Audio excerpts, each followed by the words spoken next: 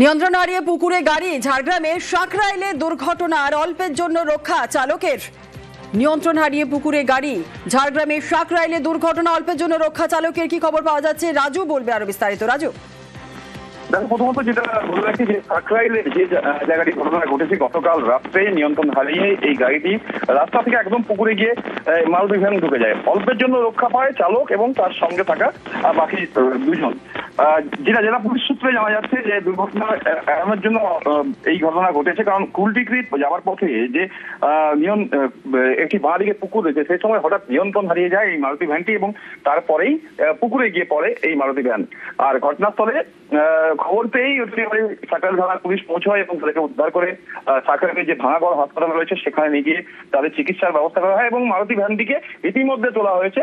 এবং কিভাবে এই দুর্ঘটনা ঘটেছে তারও তদন্ত করা হচ্ছে, কারণ গাড়ির চালক যেটা বলছে নিয়ন্ত্রণ হারিয়েছে, সেক্ষেত্রে গোটা বিষয়ে তদন্ত করছে সাঁকরাইল থানার পুলিশ। ধন্যবাদ।